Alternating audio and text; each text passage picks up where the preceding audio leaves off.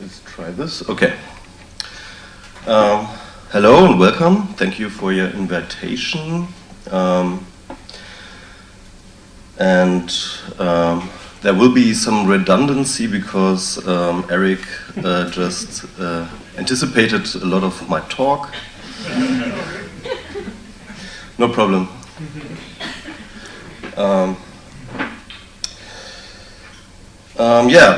The topic will be after the world of post-control. Actually, I heard the term post-control the first time when Eric invited me, and so I have the confession to make that I don't know much about the Society of Post-Control. And I have another confession to make because I will talk about Deleuze and his Societies of Control. But actually, perhaps in a more likable manner. Thank you again to Geert and the Institute of Network Culture for publishing my ideas about the Kontrollverlust, the digital tailspin Kontrollverlust, as I like to call it, but digital tailspin is much more comprehensible in English. So first I want to talk about this thesis of Kontrollverlust as I put it down in the book, and it's quite simple. We just constantly lose control over our data all the time. I think some of you will have noticed that. And the reason for this is that we came from a world of atoms, the world of the analog world, where we had these things like walls and distances which kept information from spreading, which made our world private by default. We come from a world where everything is private by default, and it took a lot of effort to make something public. And since we live in a world of bits, the digitalized world, everything is public by default, and it takes even more effort to keep things private. And more often than not, this effort fails, and when this fails, this is what I call the Kontrollverlust. It's when reasonable expectations of control of information fails. So the first thing is that the Kontrollverlust is clearly technology-driven, and it's technology-driven on three different ways, with three different drivers, as I call them. The first one is the digitalization of the world, which just means that we put sensors all around us in the world, like smartphones, CCTV cameras, Internet of Things, you name it. And all these sensors are recording all the time all kinds of data. And so we aren't aware of what is recorded. We have to consider everything we do and say, we have to consider everything recorded by now. And this means there is no analog life in a digitalized world. And the second driver is a copying machine, what I call copying machine. Basically, every computer is a copying machine. That's what computers do, they copy. And which makes our smartphones also copying machine, which makes the internet a gigantic copying machine, which distributes copies of our data all over the world, our growing piles of data everywhere. So we are not aware of where our data leaks and lurks and so on. And the third, and I think the most important driver of the Kontrollverlust is the querying data, the capabilities of the analytics, the data analytic software, algorithms and so on. They are increasing all the time, and we see every time a new technology like big data or another algorithm, and now we are talking about machine learning a lot and deep learning and so on. So a given set of data, even if we know what's in there, we don't know what information it contains, because there's always another algorithm, and there will be always another algorithm in the future which reveals other data, other information which is in the data. We can never know what a given set of data means. So I can conclude the Kontrollverlust data we never knew existed will find channels that we were not intended and reveal information that we would never have thought of our own. Okay, this is the Kontrollverlust as I put it down in my book, and but what we want to talk about is the Society of Post-Control. So, and I thought about what tellings, what narratives were present about the internet, and perhaps we can learn something about the Society of Post-Control, about the visions of the past, about the future. There were mainly two narratives about the internet, and so about the Kontrollverlust, and some were named already. The first one is the telling about empowerment. So the internet empowers the individuals by the possibilities to speak up and to organize more freely, organize without institutions, organize without organization. There was this notion about coordination replaces organization, and that institutions will be bypassed, and society will itself gather and organize more freely and like self-organize. Which leads us to a completely post-hierarchical order and to a post-centralized order of society, and everybody's free and happy. The second idea, the second narrative about the internet was about surveillance. This was more like when the first one was a dream, this is the nightmare. The second one is the nightmare. It's about surveillance, and it's about how privacy is very important for individuals and for the society as a whole, and how the internet steals our privacy.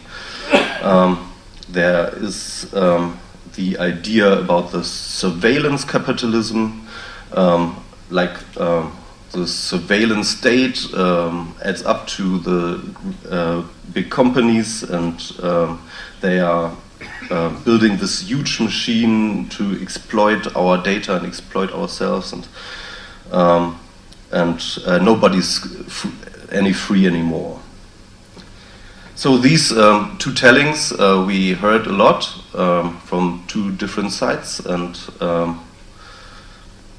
I think there is truth to both of them, and we saw proof of them, of both of them. The first one was the Arab Spring in 2011, and all the hashtag revolutions, all this standing up against power everywhere in the world, organized through the internet. And 2011, 2012 were the years where we all said, okay, now the revolution has come.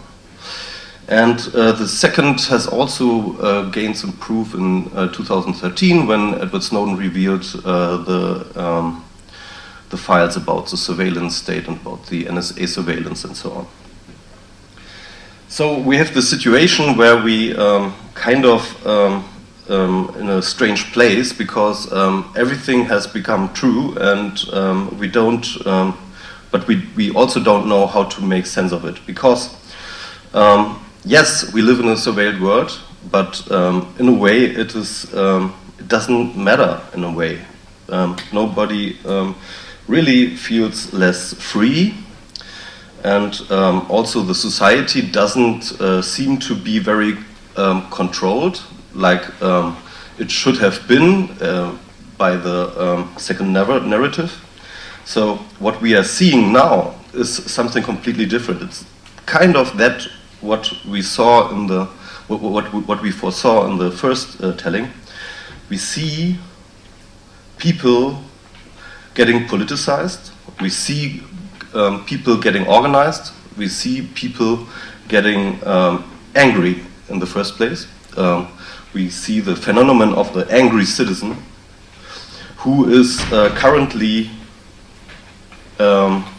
changing the world in very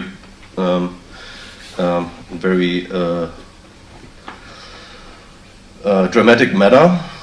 We see the phenomena like Donald Trump, Brexit, Geert Wilders, in Germany the AfD, and all of that is not possible and cannot be explained without the individual gaining power on the basis of organizational capacities of the internet.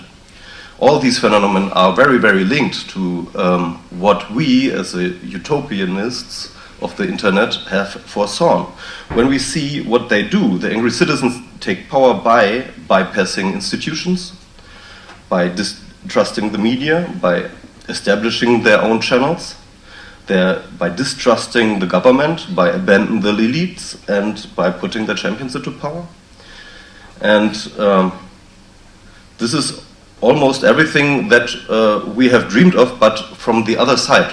You see, I come more from the liberal left, and we always had us in mind doing that, but now they do it. So we got a situation here, and it's a very bad place, because we see our utopia become true, but horribly gone wrong.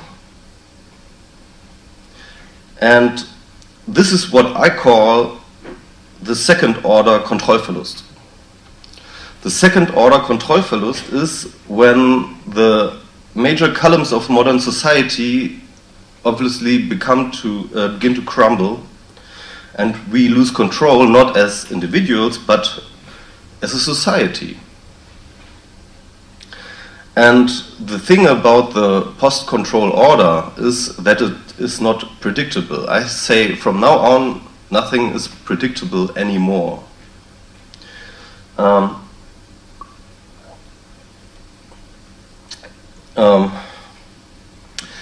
But we can say this.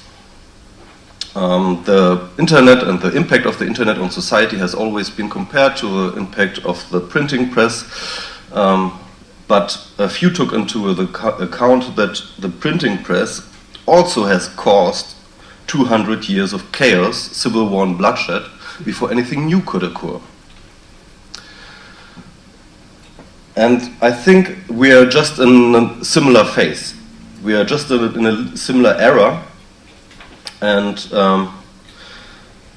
but this also gives me hope, because I know that the society will, at some point, will find another equilibrium, a new stable state, like a new Westphalian peace treaty, at some point.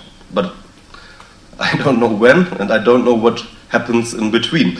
So, but we can, and that's what I wanted to do a little bit, to speculate on the post-Kontrollverlust order, which I call it, in a lack of a better name, the post-Kontrollverlust order. And here comes Deleuze into play, because what Deleuze called the society of control could be an answer to our question here. As you all know, the society control was meant as a successor of the Disciplinary Society, which was proclaimed by Michel Foucault. And the idea was that the idea of the Disciplinary Society is that the enclosures of school, hospital, fabric, and barracks were supposed to discipline the individual and to form the pupil and to produce the pupil, the patient, the worker, and the soldier. And the idea of Deleuze was that these enclosures are in a crisis. They are in a crisis, and he wrote his famous text in 1991, I think. It's a little bit old. But he also says that a new paradigm of social order arises, and this is what he calls the society of control. And yeah, I also want to say that in a way this is also what we are witnessing. We are not only witnessing the second order Kontrollverlust, we are also witnessing new ideas and new paradigms to organize society. And I'm not the first one to say this. As you may know, Alexander Galloway has seen this and has said that in his 2006 book Protocol. and he said that the Deleuze idea of ordering and organizing society, he brings it into he takes the protocol, like the TCP/IP protocol, the computer protocols, as a metaphor to describe the societies of control that we are entering. But I think there are two things missing, both in the analysis of Deleuze and of Galloway. The first one is that the enclosures, which means more or less the institutions, are not in a crisis anymore. They are collapsing. From the internet trolling culture to the alt-right movement, to the Gamergate, to Trump, what we are seeing is, what we are really seeing is the completely and total collapse of the disciplinary society. And this is what explains Trump's at best, because the rise of Trump is really best explained by the collapse of the disciplinary society, because every attempt to discipline him has failed, and there were a lot of attempts.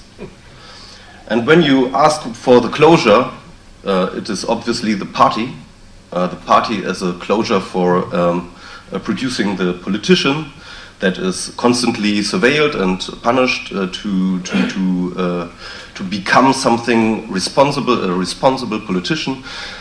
Trump just bypassed the party. Trump just bypassed every structure that was meant to discipline the individual in the political process. He just bypassed everything, and he did it with the internet. And this guy just became president 2 days ago, and I just can't sit tight and watch in awe what happens right now. But this is outrageous. The disciplinary society just collapsed, and this is the point we are in. And the second thing that I think Galloway has, at the time when he wrote the book, couldn't have seen, is that the paradigm of the protocol, which is always distributed, which is always a federated idea, a decentralized idea of order and of things, has been replaced, or more or less has been overcome by these large companies, these large centralized approaches in providing platforms. You see Google, Amazon, Facebook, and Apple. It turns out these centralized structures are much more the answer to our problem, to our current situation, than the protocol, the more abstract, the more decentralized thing. And you can see it in the discussions about how to deal with fake news, how to deal with hate speech, and so on. Facebook is now a political player. Mark Zuckerberg is now a politician. He is now the guy where the politicians go to when they want their problems solved. This is what happens right now. So, I've always said that platforms are the institutional answer to the Kontrollverlust, but they are also the ideal infrastructure for what Deleuze has foreseen with Societies of Control, because it's a concept built around access permissions, and it's about self-motivation and statistical analysis, you name it. So, what I want to propose is to see the society of control not only as a threat, as we have always seen that, but as a solution, perhaps, to our problem today. And this is the bad place we are in.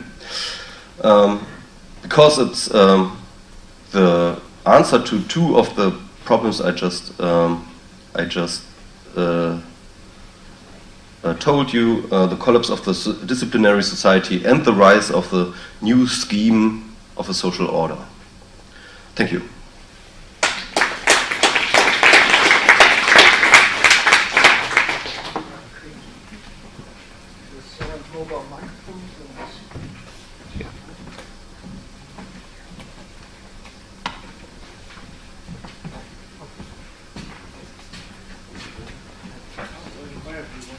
Yeah, it's working now. It's working? Yeah, 1 minute. I don't see the button.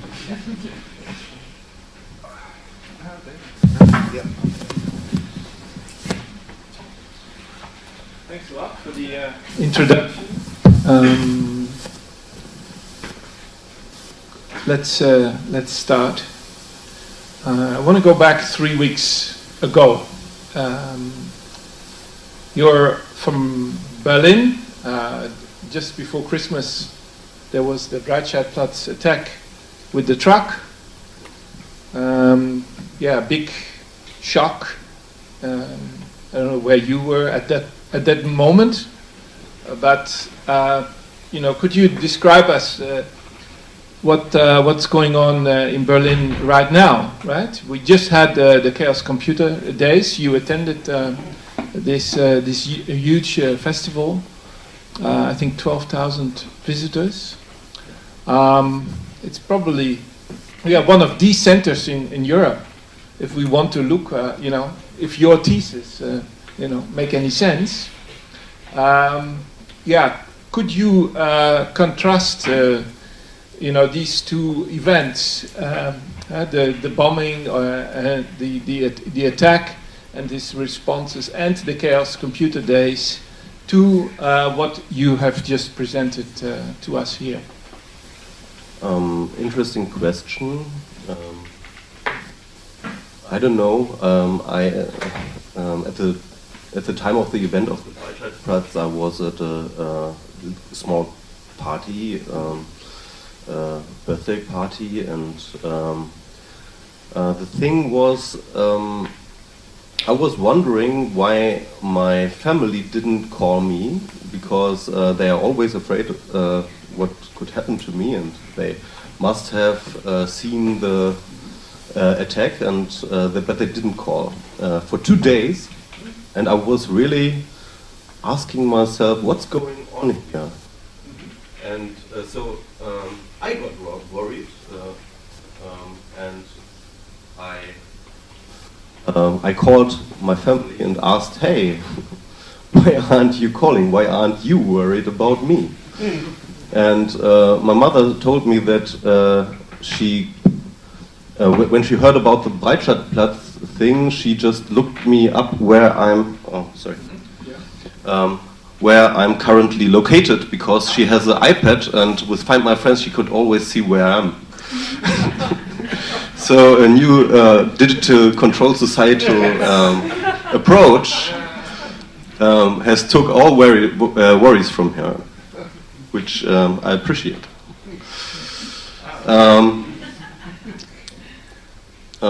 This is the one event, and the other, the Chaos Communication Congress, which is in Hamburg actually. I was really surprised, because I thought it would be a much more. It was calm in a way. It was everyone is calm, which is also true for Berlin. Everyone keeps calm there and goes on. Everyone is rational. And, I think no one seems to bother in any way, and also on the hacker conference. But there was also another thing, I think the hackers also are a little bit lost in this situation, because also their narratives won't function anymore. I think especially all this talk about cyber war and about the hacking of the DNC servers and the role of the Russians, and how they involved, whether involved or not, and so all these talks is in a way problematic for the Chaos Computer Club because they always positioned themselves as a civil societal approach on hacking, and in a way the discourse about hacking just slips away from them, because now state actors talk about that and make the actions, and politicians have to find their reactions and retaliations and so on, and and they can just say we don't know anything, and we're in a and in a way and in a way they have to find their own position in this discourse again. Yeah, I was also wondering, if there is this kind of new uncertainty.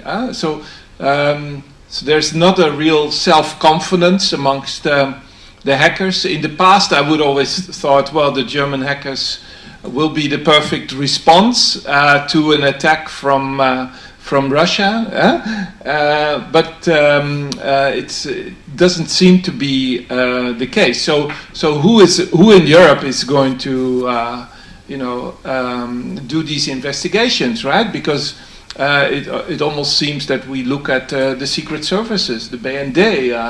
Is there going to be a new role for them, or what's the story here? Why do the hackers, why don't they jump in? Are they really that uncertain about the new situation? It's like I said, it's really difficult to make any predictions about the near future right now, because everything is just in jeopardy. But what I see is our minister for domestic minister Thomas de Maizière, he told the CCC some month ago that he would like to have a telephone number where he can call them. Yeah. When he can call the CCC when they get in trouble. And get your telephone numbers ready, people.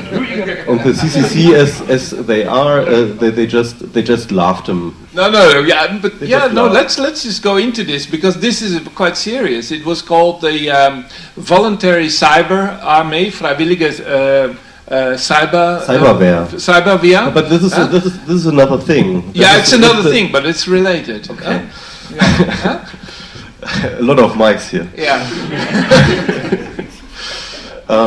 This is related actually, because this is the reaction on the reaction of the CCC, that they didn't take this seriously, and so I think what the situation is about is that the state is really desperate. They are really, really desperate because they don't have the experts, they don't have the expertise, they don't have the knowledge, they don't have the people who are into cybersecurity, which basically means IT security, and who can secure and harden their systems, and who can defend the IT infrastructure against hacker attacks. And so there are a lot of attempts to make institutional answers to these problems, but I think they are really lost at that point, because who really wants to work for the government in the first place, and who wants to work for the military or something? When you are good at IT security, you get really big money, and you go to Google or Facebook. Yeah? That's the problem. And everyone who is capable of these things has a contract with some. Sure. And this is what I see as a structural problem, where also these platforms come into play, because when it gets more stormy out there in terms of cybersecurity, institutions as individuals will find shelter within the big platform players, because they are the last resort. They are the defense of last resort, and we saw that already in different places, like Brian Krebs, one of the most famous security researcher who had his blogs under DDoS attack, and he went to Google, and they put him into their server farms, and so he could survive the DDoS attack. Yeah, maybe much like what Assange did. He decided that he wanted to go after Hillary Clinton. Why not have a bunch of hackers that say we want to get rid of Merkel? Let's activate our social bots. Let's go after her. Yeah. This is very likely, no? Yeah, I think so, and we have seen an attack on Bundestag last year, or I think 2015, and we saw some attacks at some CDU, one of the conservative party of Merkel. We saw some attacks on their servers in some countries, and I think some people have some material, some leverage, and I think we will see some of that in the upcoming election. So let's go back with that in mind. Let's say with the agenda of 2017 in mind. Go back to the notion of post-control. And maybe also to your argument to say, maybe we should be in favor, we should rethink our critique of the control society. Right? The control society, as I always understood it, is that it goes both ways, right? The unique thing about the society of control is that it comes from the individual, right? So this is the big difference with the disciplinary society, which always is top down. The society of control really has to come through us, let's say. It's so that element. Is that an important, what we could call, these neoliberal elements that is really gonna survive? This is clearly a neoliberal element, but I think I think that when you lose control over the people in terms of that education and shaming people doesn't work anymore, like the Disciplinary Society has worked, then you have to build your society on the self-interest of the individual in a way. Yeah. That you have you have to channel their interest. You have to channel their own motivation in a way. And this is what the network power or the network effects already do when we join a network, when we join a social network or an instant messenger and so on, because everybody is there and we want to have our conversation. This is already happening because we go there where the value of this product is highest, and it is their highest where everybody is. And so we have these dynamics and these mechanics, we see them already, and I think and they are very, and we see how powerful they are. So I think this is also a thing that we haven't understood enough. I think all these network there's effects. Very little time to understand anything basically, because once you are in a mode of acceleration, events follow up each other one after the other, and it's going so fast that there is absolutely no time to reflect, and we seem to be getting into that mode fairly quickly. and this might also be, in my understanding, why maybe in some kind of Hegelian way, we could also say, well, we simply overcome the society of control. Why? Because we are called upon to act. We have to do something, whether we are under surveillance or not, whether we are under control, whether we feel disciplined or not. We need to act, because otherwise that's what we do. Yeah, that's that's probably what happened yesterday with this enormous march. There's an urge. Look at I think what we can see today is this extreme confrontational situation where not only the right, which I talked about, has very organizing capabilities, but as you could see yesterday, the other side has these capabilities too, and they are also finding their ways. And I think this leads us to a really cultural war that we are in, and I don't know where this will end, but I don't have a good feeling about that. Let's go on to another element that you presented here this afternoon, namely your emphasis, your new emphasis on the platform. Maybe could we also say that is the platform both the problem and the solution at the same time? If we read the analysis of platform capitalism, I see there some kind of a weird mix of capitalism critique and an admiration of Kevin Kelly's notion of the inevitable. The platform is the inevitable. It's something we need to go through. It's something we find a lot in older Marxian literature. It's a necessary state of the production forces inside capitalism. Where is platform analysis at the moment, according to you?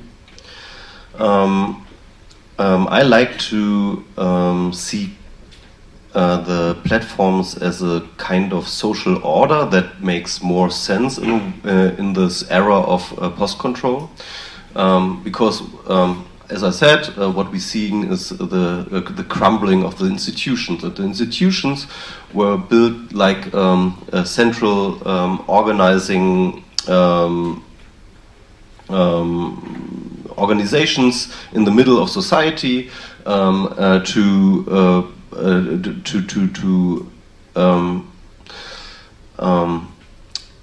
produce order and to produce trust. It's a new order, right? And the platform is the new order. Yeah, and so the platforms are the new institutions, but they function. They don't function through trust in the first place, but through algorithms and through matching and through their infrastructure, through the sheer amount of data centers. So you don't need to have trust in these platforms, and they work for you.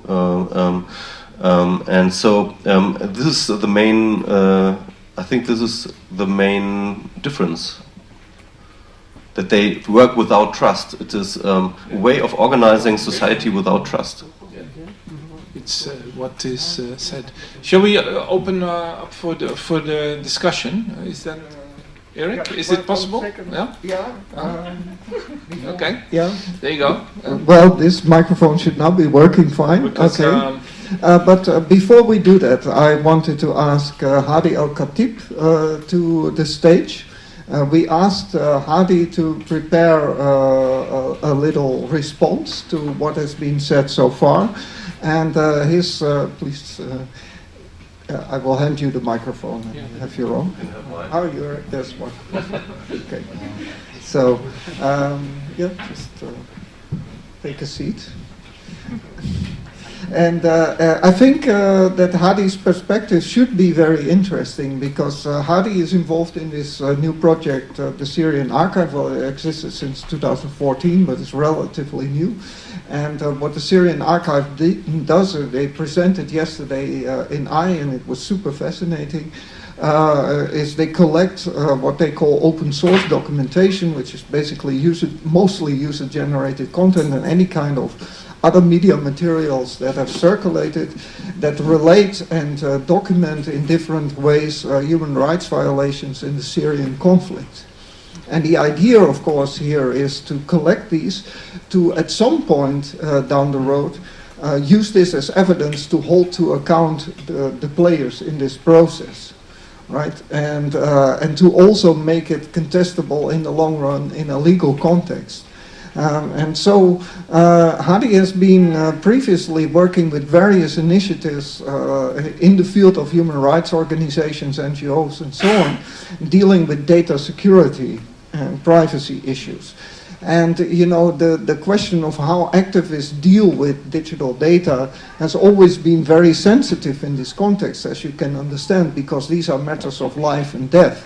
And to propose a notion of post-control to this realm, I think should be highly problematic for you. So, you know, I'm very curious to hear what you think. So, hello everyone.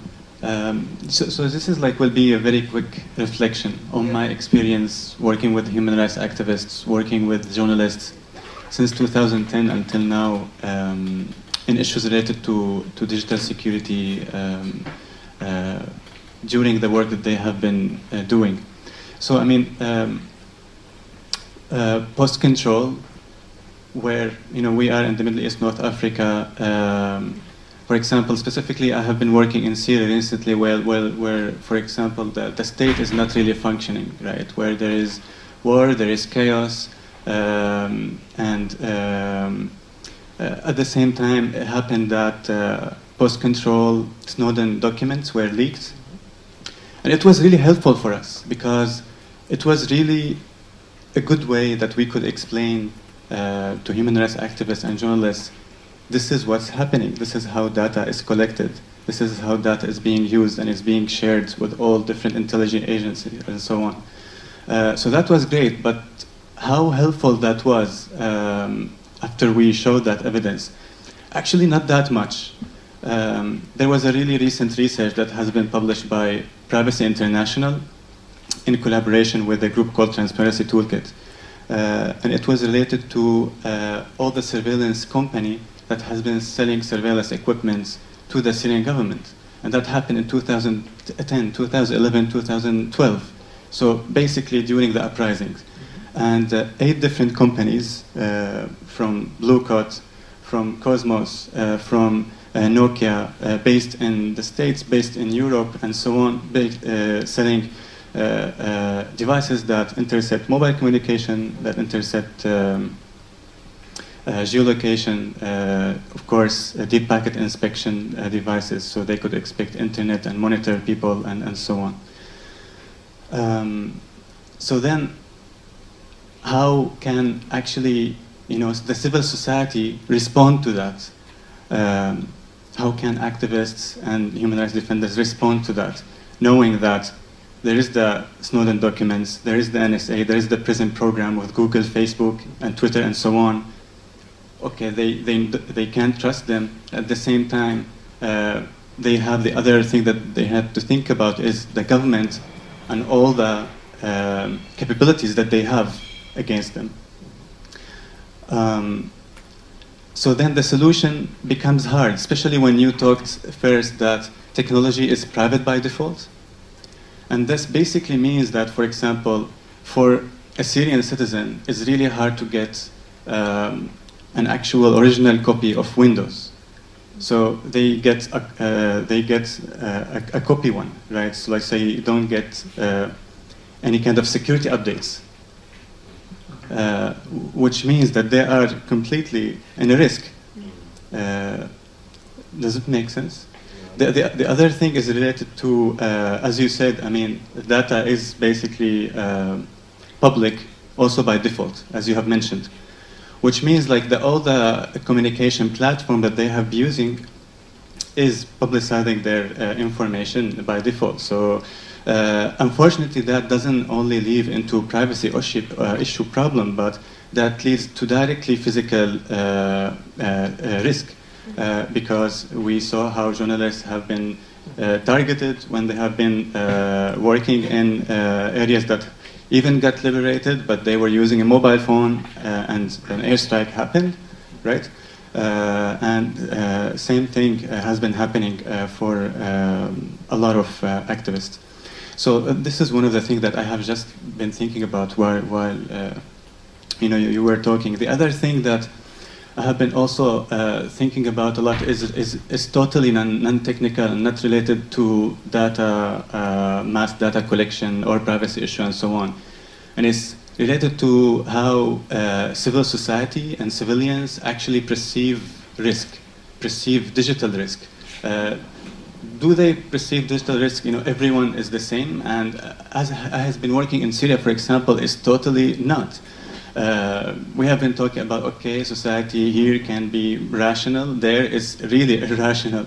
And all the decisions that have been being made is totally irrational because they don't perceive risks as normal people do. The risk for them is an airstrike, the risk for them is a barrel bomb. And when you talk about digital risk, they are completely in a different world, even though digital risk affects directly their physical risk. And just one quick example about this that happened to my friend. He was leaving Aleppo city, going to Turkey, and basically he was going to a main road from Aleppo to Turkey, and this main road 2 years ago was controlled by ISIS. So just part of it. So my friend knows that if he is going to leave his city going to Turkey, he should make sure that he doesn't have any device with him. And if he has any device with him, it should be empty. There should be nothing. But unfortunately, even with that, he went with 2 mobile phones. One for him, one for his friend. The one for him has all kind of picture of what he's doing as a journalist documenting human rights violations against all parts of the conflict. The other mobile is broken, so you can't actually open it. You can't see anything. He went on the road and he was stopped by ISIS. He asked him to go down. They started interrogating him, saying that the tricky questions: do you fight do you fight for your revolution? Do you fight for the Free Syrian Army? And he said, no, I'm not. And then basically, if you don't fight, then what do you do? This is like how they think about stuff. And if they knew that he's documenting human rights violation, he's completely dead. So they told him, okay, hand us our phone. And he didn't know which phone is where. So basically, he just took one of his phones and gave it to them. And the good thing was the phone was broken that he gave, so they didn't really get any data, and he was able to go to Turkey. Yeah, and right now he's in Paris, so everything is great. Thank you. Totally. He's but just thinking again about how we perceive risks, and sometimes technology is not really part of it. I have been working a lot with journalists and actors that has main problem is phishing attacks. Also the spear phishing attacks, that also targeting not only journalists, for example, working in Syria, but even journalists working in different countries being targeted by government, state-sponsored phishing attacks. And the whole thing, they play on psychological manipulation again. Part of it is definitely digital, because you need to click a link, and because you might not have a security update, and because you might have an exploit if you don't have a new original system. But a lot of it is also how we as civil society perceive risks, and how much this risk can affect us only digitally, but also physically. Just only that what I wanted to share here. Thank you. Did you hear? You were at the 33rd. This is the T-shirt of the Congress I was talking about, the Chaos Communication Congress, the 33rd. Did you attend the talk of Claudio about the security without borders? Absolutely, absolutely. Yeah. That was a great talk by Claudio, because he kind of addressed really important issues related to by default settings of technology, of social media platform, and how this by default should be. Exactly. Yeah. Okay. Thank you. So maybe there are responses from the audience at this point.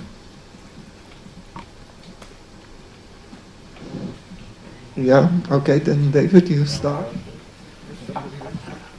In your essay, Control the Lust, the principal elements of it are around how to survive and flourish in the era of Control the Lust.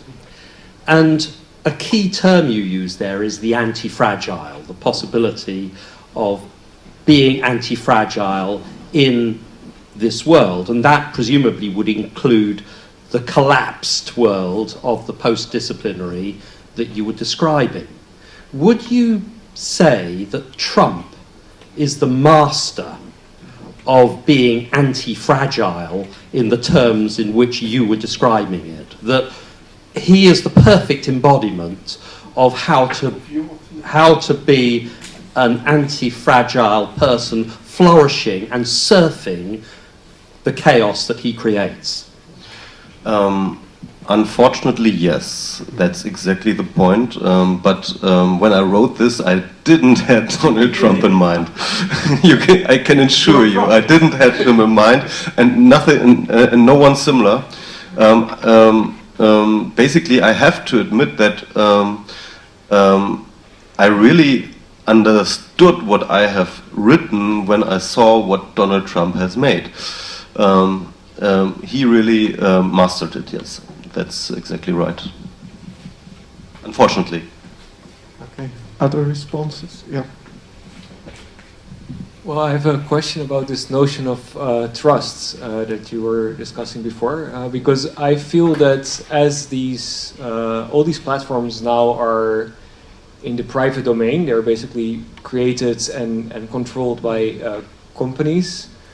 And if you look at the way that companies' behavior is discussed in the economic literature, or what are the motives for a company to act, the relationship of the consumer and the company is one that, from the point of view of the corporation, is very important to keep trust and to work on a trust relationship in order to keep consumers from staying on the platform. So I had that a bit as a question, because you seem to imply that these are platforms where trust doesn't play, but I would say the democratic political trust is a very different form of trust than the capitalist company kind of trust. But to say that it's not trust at all is kind of missing some part of the point. And I would say maybe we're going from a political democracy into a truly super hyper capitalist democracy, where we are democratic in the sense of we're choosing our platforms. Yeah, I have to relativize that because you're right. No company can work without any trust, so there have to be some trust into the company. But what I meant is that I think that the basic work implies that you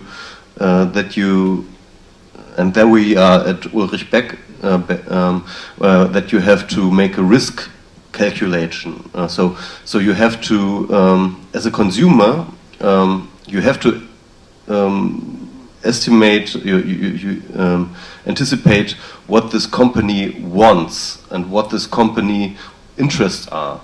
And so you're dealing with a company is that you have a rational relationship in a way that you make a strategic thing. perhaps one example, when you are afraid of being hacked by some hacker dudes out there, by the Russian government and so on, you may make this choice that you go to Google because of it has the best security that to not be compromised than to host your own server. Yeah? So you make always this trade-off and more or less a rational decision. I know a lot of Chinese people who when they want to talk about politics, they go to Facebook because they know the Chinese government can't look into Facebook. Yes, of course. So it's not just like evil or not evil, or I trust them completely or I trust them not completely, but it's more like a rational strategic analysis. I would like to point here also to the comrades, of the Ethereum project, which are very well. Some of them are very right wing, but others are left wing, techno-libertarians. Ethereum is the blockchain project, the follow-up of Bitcoin. And one of the key concepts for Ethereum is, of course, that it's a system without trust. And with that, they truly believe that you as a user of this platform, of this set of protocols, in fact, because that's what Ethereum is, you have to submit. You have to, you have to give up all your ideas about subjectivity and control, and the system with its algorithms will decide for you. There is no place. Yeah, and this is more for the individual user in that system. And this is what Galloway talks about. This is completely what Galloway had in mind when everything is just controlled by the protocol, and all the trust goes to the protocol and not to the individual. And I'm a little bit skeptical. A social contract. I'm a little bit skeptical about this approach because.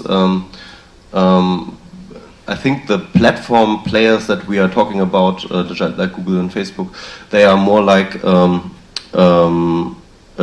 hybrids of both approaches. One of the protocol on the one hand, and the traditional institution on the other hand. It's more like a hybrid, a bastard. Well, that's why I'm mentioning Ethereum here, because if you want to look for a pure project, let's say. Look at them. Yeah, and I just wanted to add to this content remark, just leaving my moderator role just for a minute, which is that since the question of economic models was raised, it's very important to keep in mind, and this underscores the importance of platform analysis and critique, that in the networked context, the networked economy has a tendency, in almost one could say natural tendency, to create hyper monopolies, and this is called the winner takes all effect. And the winner takes all effect we've seen in different generations of computer digital history. So for instance, why was everybody using this horrible program Word of Microsoft? Because everybody was using this horrible program called Word from Microsoft, because that made the interchangeability of information, facilitated that. It's not because it's a good product, because it's a horrible product, but because everybody was using it.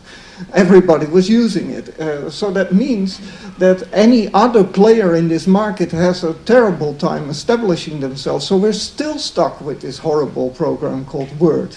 You know, there's tons and tons of word processors, and much better ones than that one, and much easier to use and much more targeted and so on. And yet, this is still the standard. So, in the current context, what we see with the platforms is you can ask this exact same question: why is everybody on Facebook? And the answer will be exactly the same: because everybody's on Facebook. you know. And don't forget, we had Friendster, we had MySpace, we had Orkut, which was a Google initiative. Then Google produced Plus as an attempt to establish itself again. We had Apple trying around the whole ecology of iTunes to establish a social network, which completely failed and then was taken very quickly off market again. And what survives is basically Facebook for, you know, like the regular day-to-day communication, and then the professional / business network LinkedIn, and nothing else. And this is not a coincidence, it's a direct result of how this networked economy works. So the idea that the internet would decentralize economy is completely bogus. And if you have these hyper monopolies, then these become also political factors, as Michael has been arguing. So I wanted to underscore that. But at this point I wanted to ask maybe other questions in the audience, somebody else who would like to engage. Well, maybe I'll go, yeah? Menno? Yeah, I have a small problem with the notion of the Society of Post-Control. I give you just one example. I was in Munich last week where there was a very interesting conference organized by a group called Activism, and Edward Snowden was there on Skype. And actually his whole speech was really about the present society of control and not of the present society of post-control. And I think that he is to a great extent that he is right. You know, we shouldn't let ourselves be fooled about this. There is no such thing as a collapse of the institutions. The institutions are stronger than they ever were. One other example, look at, for example, the recent documentary 0 Days, which is about the release of the Stuxnet virus in Iran, like a year or 3 or 4 ago. I went to see that documentary, and I was very well informed about the Stuxnet virus and everything that is associated with that, but I still was very scared about the sheer amount of control that is being unleashed upon us by all these big, mainly American institutions. So let's just not be too optimistic about the laws of the Society of Control. I think it's still there, and it is probably stronger than ever.